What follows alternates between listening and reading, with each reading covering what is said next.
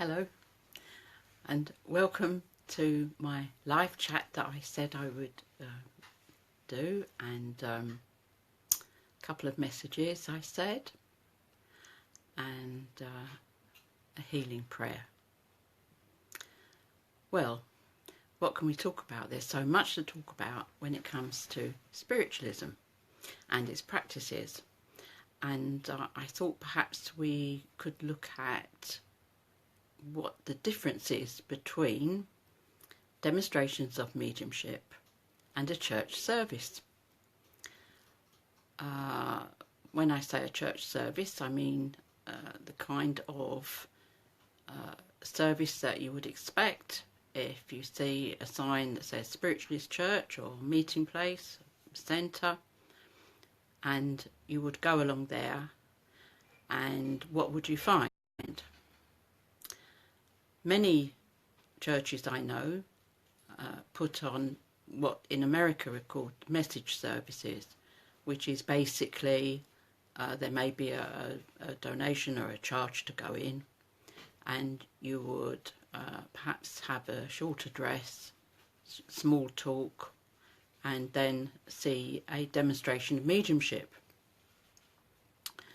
And that is, of course, watching somebody, listening to somebody, and having a feeling about somebody who is going to bring forth communication from the other world to this. From, of course, people that you know, that you have loved, sometimes not loved, like someone once who was told that her mother-in-law was there and wanted to speak to her, and she said, "I'm not talking to her. I didn't like her when she was down here. Why should I speak to her now when she's over there?" But we'll skate over awkward moments like that in a medium's life. But you can have messages, and then perhaps a closing prayer, and that is quite viable and understandable, and that is really a whole range of situations where you might go to a theatre or a hall, or even a church hall, and some churches actually put on demonstrations of mediumship like that within their church, and that's fine.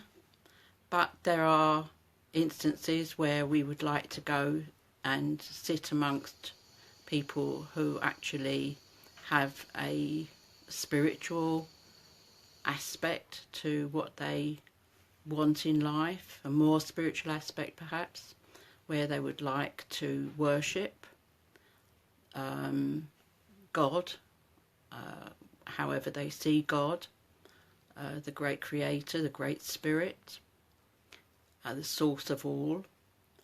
And they will go and they would like to have perhaps prayers, they would like to perhaps sing songs, and hear an address that's perhaps a little bit more in depth, which is similar to a sermon. And then after that they would expect the mediumship, because of course mediumship is what spiritualism is built on, and really when push comes to shove, that is the bottom line for spiritualism. However, it's not all there is, and mediumship on its own can be a fairly barren place, really.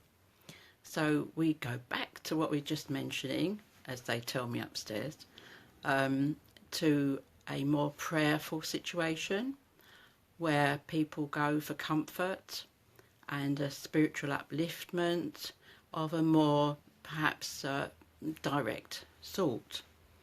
So we've had our opening prayers, we perhaps sang a sacred song, we've perhaps listened to a sermon, an address about spiritualist philosophy, and then we listened to some mediumship and perhaps received messages from loved ones in the world of spirit brought through by the medium who is serving on that occasion.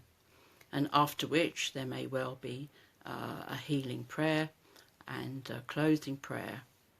and that's basically the kind of standard church service that sometimes we call a divine service, to set it apart from your message services. And there's nothing to say that there's anything wrong with or right about either of those situations.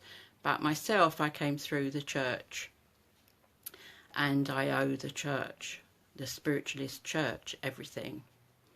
And I think that if I'd have just sat in a circle that wasn't to do with the church, and if I had then launched myself on an unsuspecting public or circuit as a medium, I don't think I would have enjoyed my spiritualism as much as I do or have done.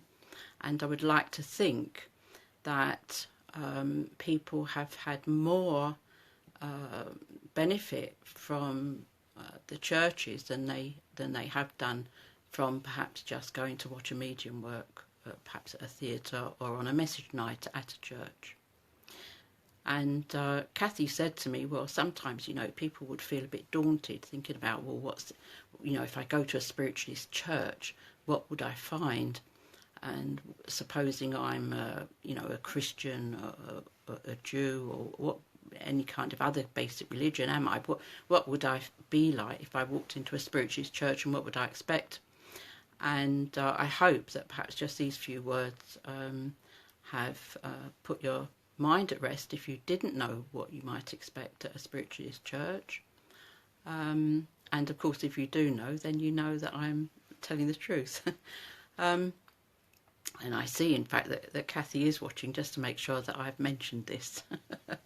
And I think what we also do in the UK is sometimes we lose sight of the fact that we are an American religion. Whether we like it or not, we owe our existence as spiritualists to America and to Americans. And I don't think really that we should ever lose sight of that.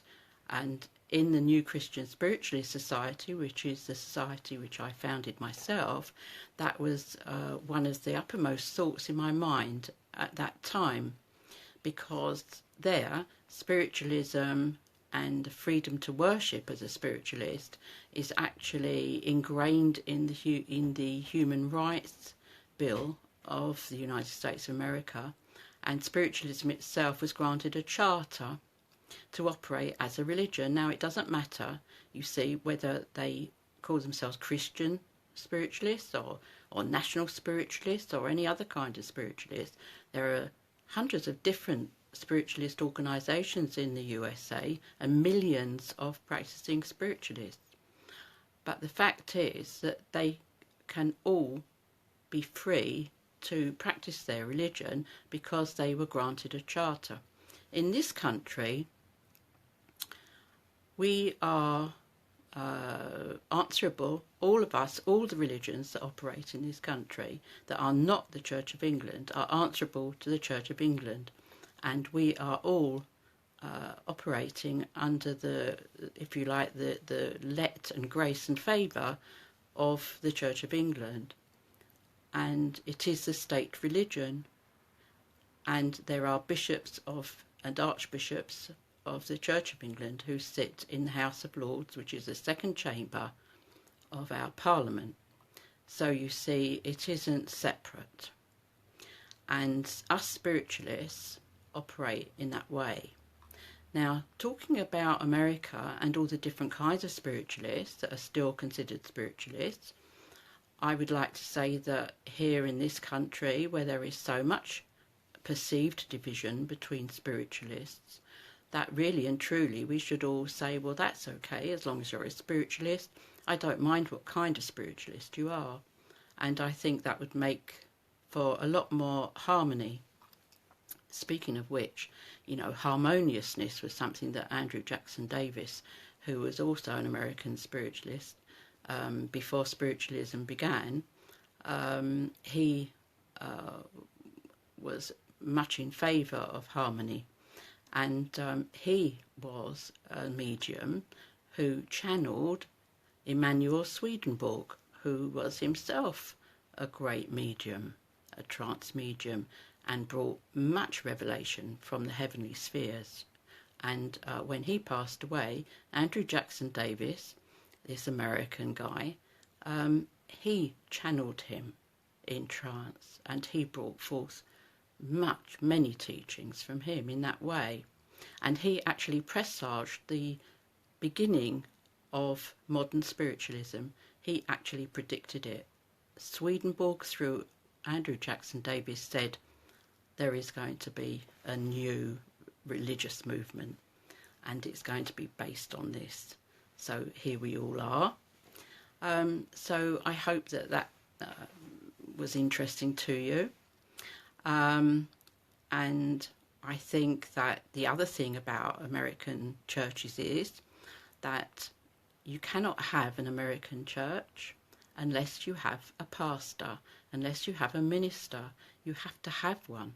And in this country, what we have done here, many organisations have a president of a church and a committee. And many do not have ministers. Now, that would not be tolerated in the States.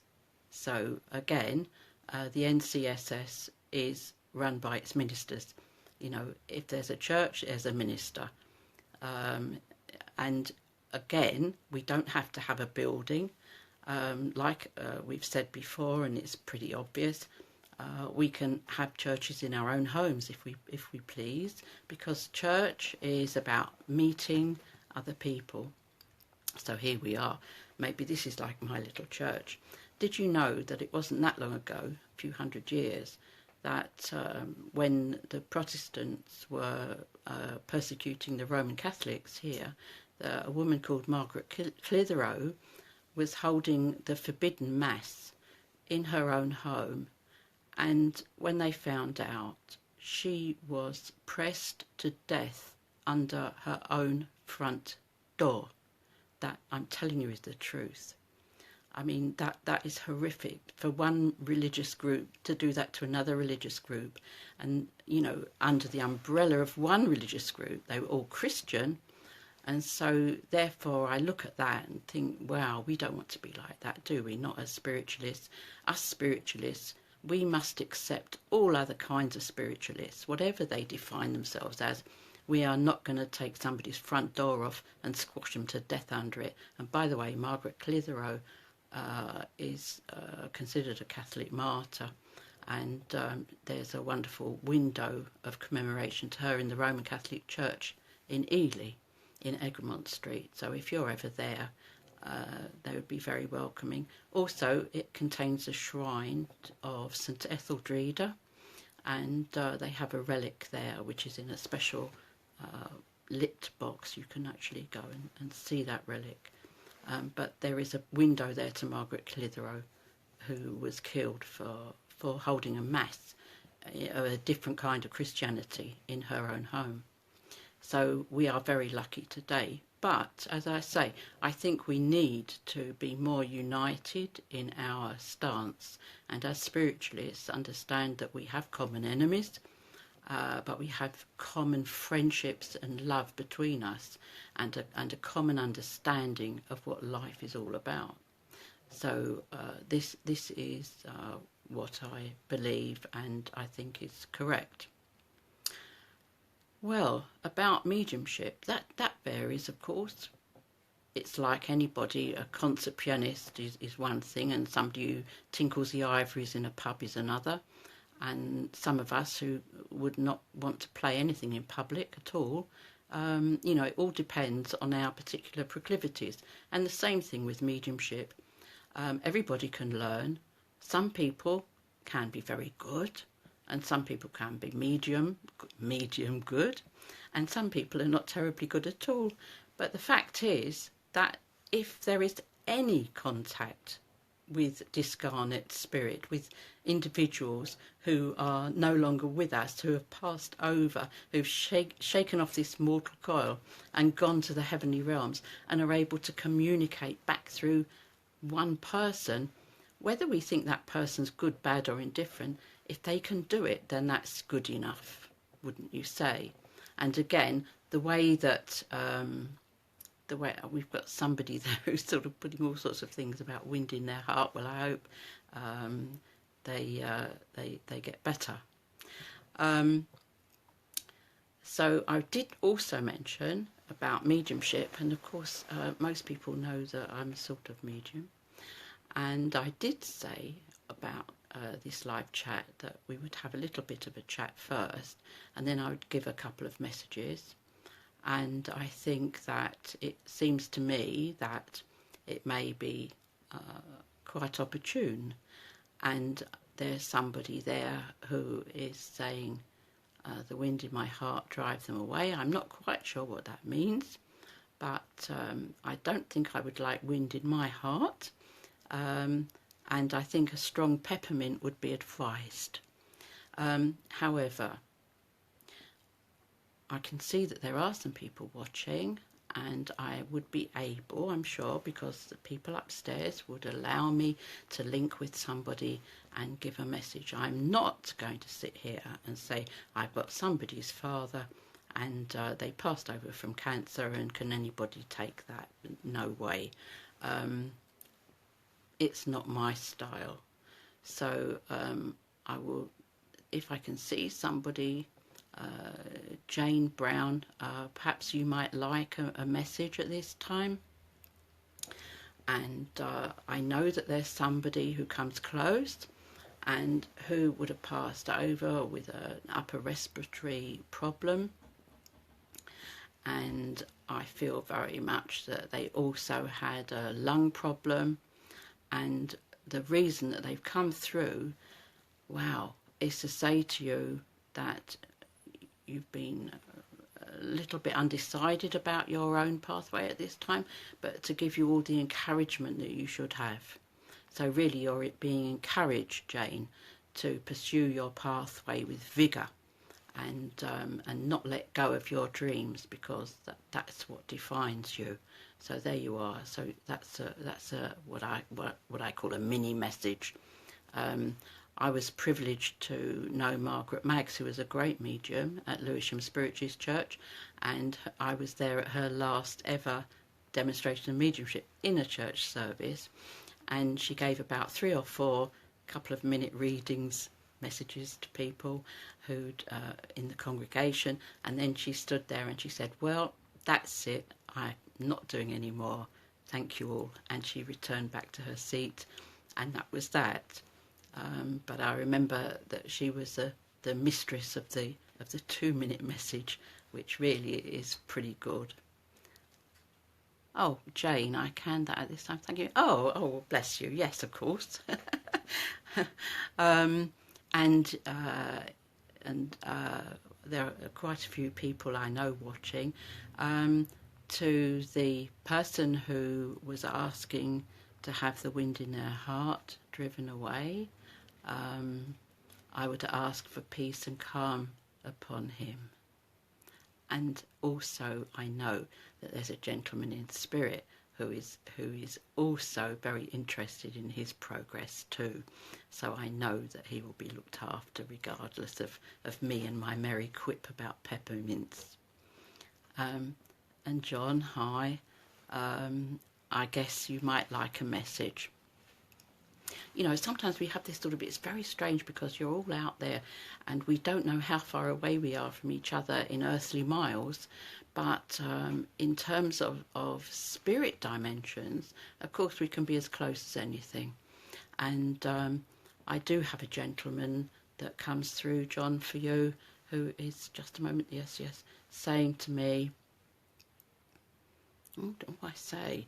Oh, you've had quite a lot to put up with of late, and he's just saying to say that he's standing by you, and I think that that's very important for you to know, that he is standing by you. Right, and I do feel that this is your grandfather, and he doesn't tell me whether he's your father's father or your mother's father, but certainly your grandfather. and very solid in his convictions, and says that you're also solid in your convictions, and you should hold on to that. And he's doing this, or a clenched fist like this, you see, very strong. John, you said yes, please, and I've just warbled on. You've got your grandfather here going, yes, yes, you know, go on, mate. That's the way through, you know. And I'm sure you're a wow with the ladies, and of course, if you're if anybody else is listening that shouldn't be about this, but certainly you have been in your life quite a hit. But there you go. And Shirley, well, we always get one, don't we? And straight away I got a whole little bundle of energy coming and jumping on my lap. So I'm sure that this is somebody for you. And I'm not sure if it's a cat or a dog, but it's certainly lively and just shows themselves as a lovely bundle of energy that sits on my lap and bounds towards you as well. So I hope that you can feel happy about that, because when our animals go, we can be devastated, but we know that they do live on. Well, I was going to say that at some point we also need to send out some healing thoughts for people who are desperately in need.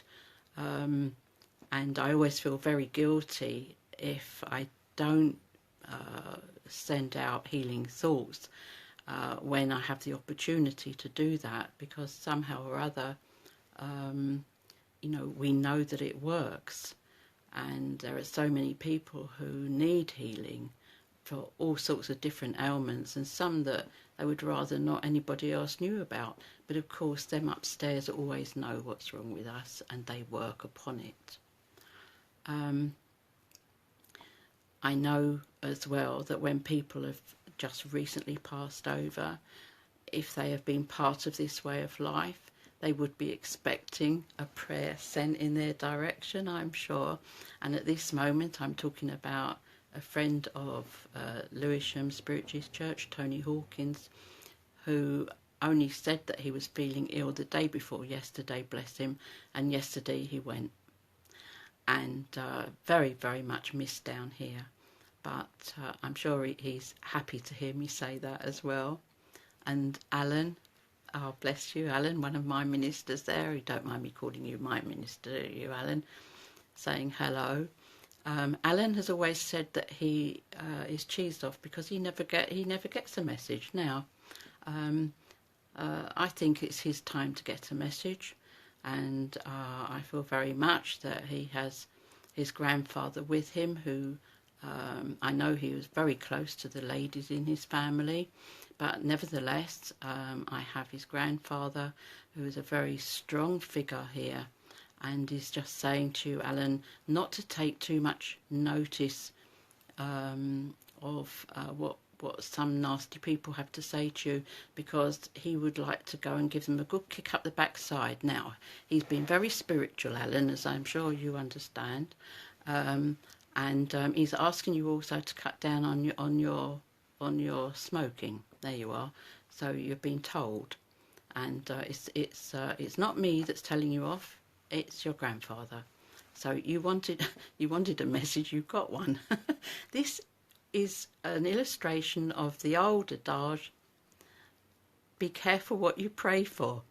Because, you know, Alan wanted a message from somebody and he got one. And part of it is telling him not to do what he likes doing. But there you go. You can't have it both ways, can you? And John, that's you're very welcome, John. And yes, and Alan, of course, Alan Acton has had the you know, a good help from his grandfather there, and who he's saying he really needs to get a grip, and how he would have kicked these people up the backside. That's how he spoke. And Yvette, what, like a message, and Alan's saying no. no, no, right. Would be yes, would be no. Is that because your grandfather would not have told you to stop smoking? But never mind. Oh, hi, Billy. You always get one, don't you, who starts to query what you're telling them. And of course, in my case, Alan, I don't know what that no was for, but perhaps he'll enlighten us all. Oh, bless you, Alan. Thank you. I wouldn't like to let you down now. He'd tell me to stop. Well, yes. You know, at least cut down, Alan. You know, if you can't stop altogether. Very difficult. You have to be a bit careful with people, don't you? Yes, you do, Lynn. Yeah, that's true. You have to be a bit careful when you start. Yes, I know he would tell you to stop. Yes, yes. Well, Billy, you're probably another one who never gets a message from anywhere. In fact, interestingly, if I am spotted sitting in a congregation or audience, that there are mediums who come to me, but sometimes it's a bit strange, you know, the messages, and I don't like to put people off, so I take what I can, put it that way, from anything that people give me. Well, he may have smoked like Battersea Power Station, Alan, but he shouldn't have, and he doesn't think you should. And Billy. I have a lovely lady, Billy, who comes close, and of course she helps you very much with your mediumship. Oh, okay, I'll tell him. And of course, our wonderful Doris Stokes helps you as well. There you are. So that must be interesting or confirmatory to you. I can't see, because these sort of messages sort of roll round, so I can't see what anybody's saying. And somebody called Jeanette would love a message. And Karen. Well, my advice is only what I get from upstairs, you see. So I abrogate my own personal responsibility on that one. The only personal responsibility I have is to make sure that I pass through and pass on messages that I get, or communications that I get. Oh, Billy. Oh, yes. But she's still helping you. That's the message, Billy. She is helping you. So that's I'm very pleased that I was able to pass that on to you. And the fact is that she was a really splendid medium. And interestingly, on that point, she was accused of being fraudulent, as many of us are. But in fact, yes. Well, it's true then, isn't it? But what Doris had to put up with in her life was awful. And of course, you could say she was the first big theatre medium who became a household name. And she was always true to herself and true to spiritualism. And of course, she had this persona as sort of everybody's mum or grandma or something. But in fact, she was not as simple a person as she made out. She was a member of the Institute of Spiritualist Mediums, and she was hot on philosophy. But you would never have guessed that if you read her books and so on. But the fact is that she was very, very well versed in our philosophy of life. Now, the thing is that we get a lot of people telling us that, of course, in the Bible it says that you shouldn't be a medium and you shouldn't do anything or have anything to do with it. But the verse that they quote at us, which tells us it's chapter 18 of Deuteronomy, verses 10 to 12, has been looked at by a Hebrew scholar, and who says that it's actually an admonition against fraudulent mediumship. It's not really what it sounds like. It is not do not do it. It is do not be a fraud, do not con people. That's what it is. So we're all right.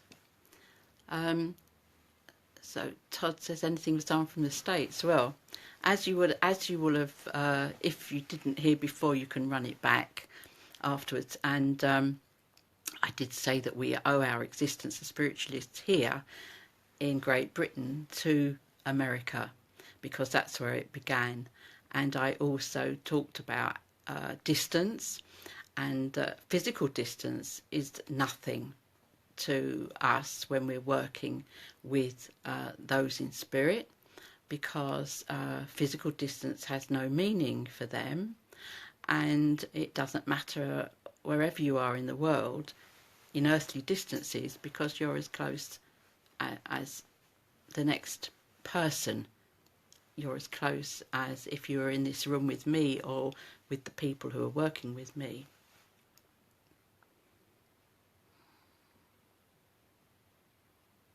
I have a lady, Todd, who came close when I asked if there was anybody for you. And I feel that she, as she came very close, she gave me a physical symptoms of her passing. And I felt very, very parched in the throat. And I felt very tired in myself. And I'm just checking what she wants to say to you. I need to tell you that it is your grandmother.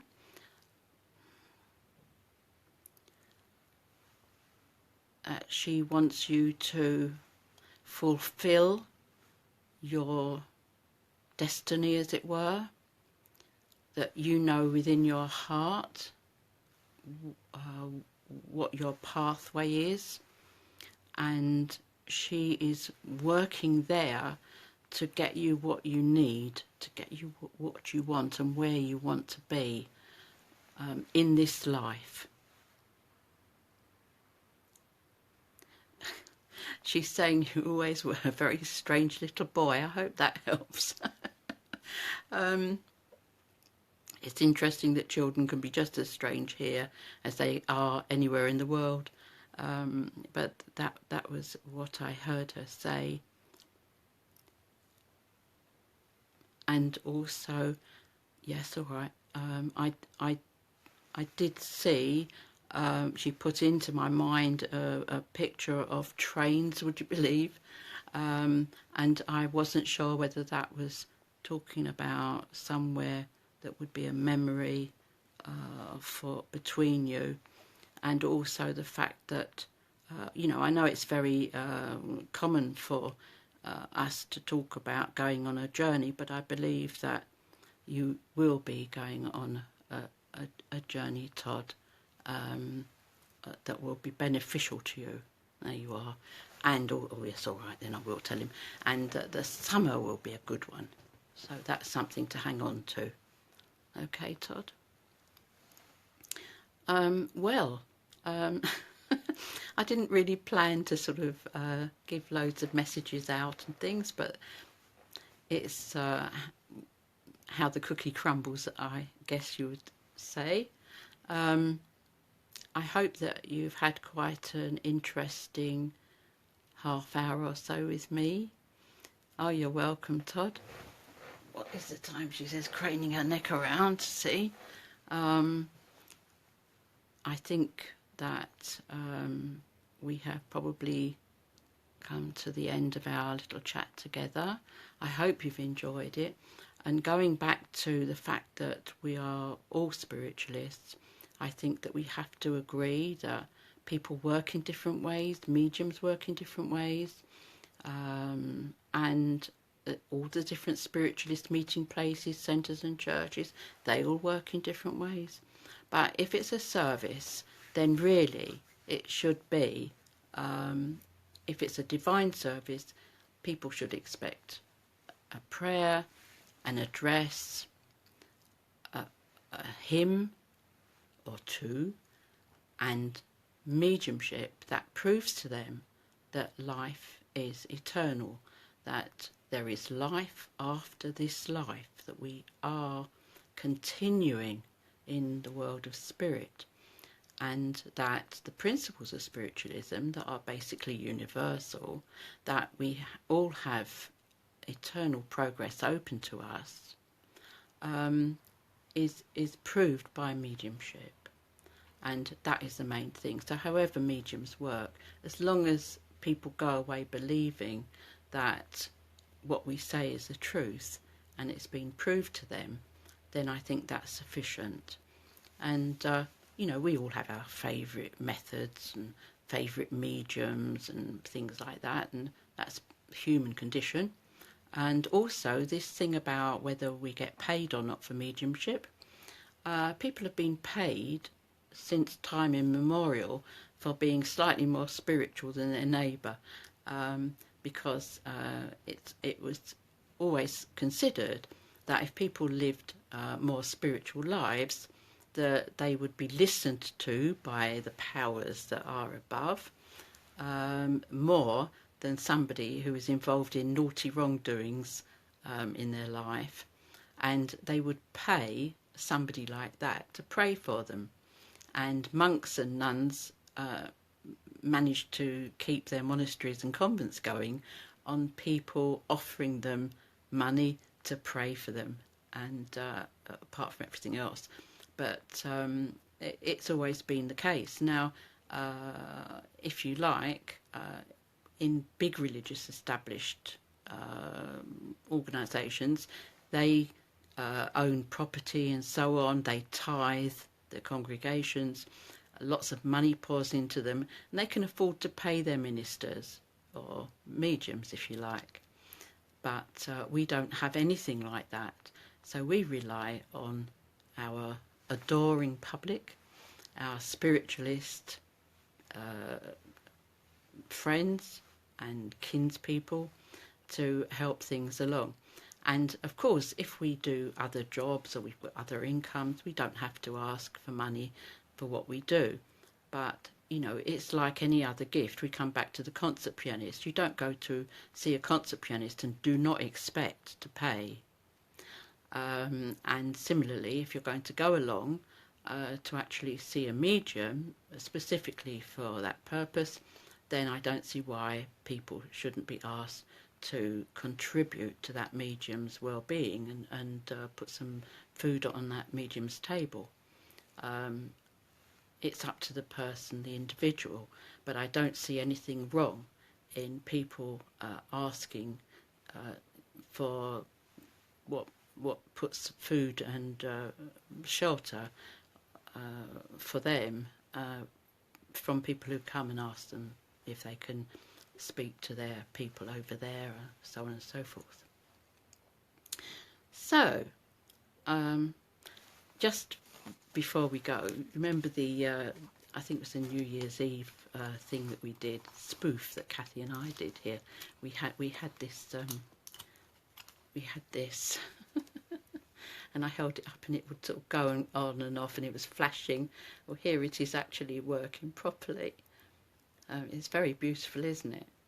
Got that once after a service at Wimbledon. It's very beautiful. I mean, can you imagine it? If somebody in the old biblical times had seen something like this, you could convince them of anything, really. But it's so beautiful, and all these colours change, and it's lovely. I don't know how they do it. Wonderful. There we are. So there, that's my little toy I've shown you. Well, I hope that those of you who've had little messages, mini messages, never thought of it like that. Oh, right, okay, Yvette. Perhaps that's about the money thing and people asking for money for what they do. And of course, it's like anything else. You can decide, can't you, whether you're going to pay or not, or whether you can afford to. And if you can't afford to, there's always somebody like myself who does this sort of thing for not much or nothing. And, there's always somebody who will help you by getting a message for you or communication for you. Well, it's time for our healing. I feel a little bit like the Salvation Army. You know, they used to get loads of people into their services because they would give them food. Like Sunday morning they could have a fry-up and then they would pray. Something like Guys and Dolls, I think, was based on that. You would offer people something substantial and then you would ask them to pray with you. About the money side, yeah, right, well. And there are so many people who need our prayers, and, you know, spiritualism is also a science as well as a philosophy and a religion, and our science is the most amazing thing, because we may not actually have the earthly science to prove what we're doing in formulas, but we know that if we all put our minds together and send out our thoughts together, that in concert we can affect great things. And I'm not saying that you can't get really good results if it's just a one-to-one healing, but nevertheless, when it comes to distant healing, absent healing, it seems that the more people that put out their thoughts towards healing one person, it seems to gather strength. So I would ask you then at this time to relax, put away your own cares and problems, because one of the things that I know also happens is when we send out our healing thoughts, we receive healing, because that healing comes from spirit, through us, through our spirit, out to that other person's spirit for whom we are praying and whom we are asking. So, do wind back or have a little look at if you've missed or the beginning part of this, because we were chatting about spiritualism and what it consisted of, what spiritualist services were like, and the fact that we'd like all spiritualists to be united together in their way of life, no matter what particular section or organisation they belong to. We will now send out our thoughts, our healing thoughts, our prayers for those that we know are sick and suffering tonight, who are struggling tonight. We ask in the name of love and truth and light that our prayers for healing be heard. We ask at this time also very much for those who have just taken their transition from this life into the next. We ask a blessing on them and their friends and their families. And we ask that all will be revealed to them that their loved ones are well and living on in the realms of light, and that they will be able to make their presence felt to them.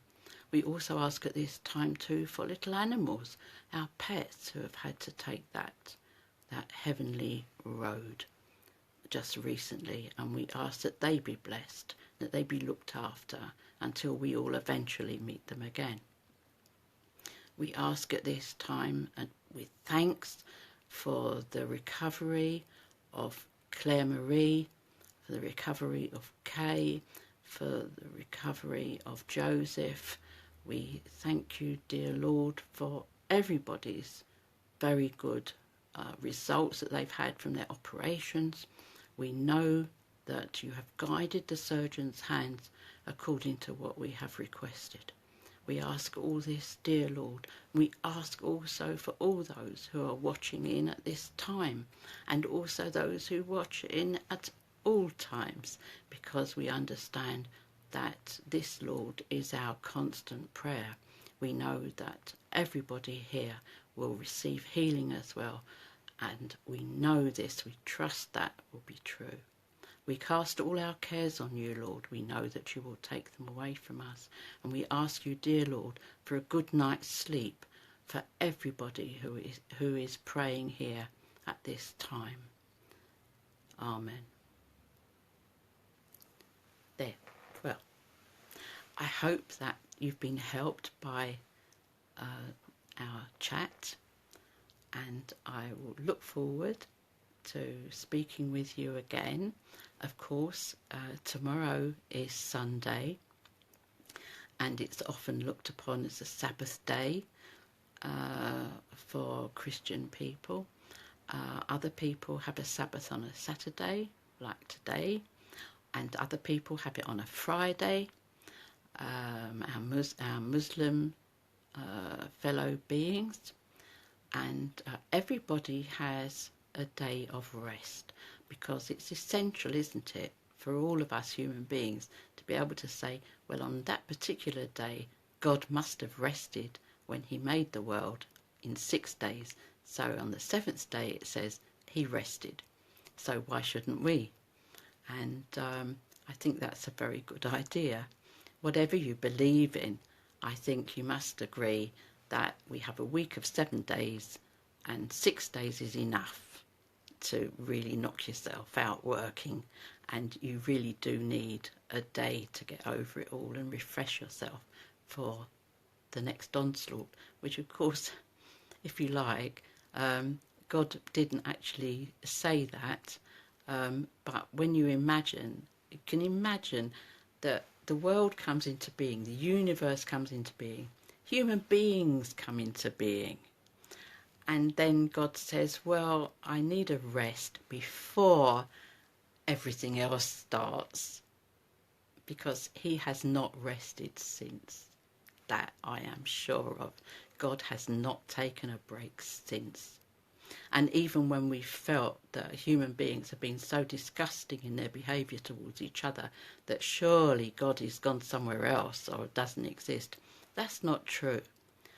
We are born with free will. We have the freedom to choose good or ill. Good and bad exists, and if we can choose good, that is very good. But there are people who will choose bad, and that's what causes the conflict and the upset. But it doesn't mean that God is not there, or God is not working. Maybe God is working overtime at those times, because if you look back on everything that's gone on in the world, good has triumphed, and it will triumph again. So I hope that you will take that as gospel, and until we meet again, may God bless and keep you all. Bye for now. Bye.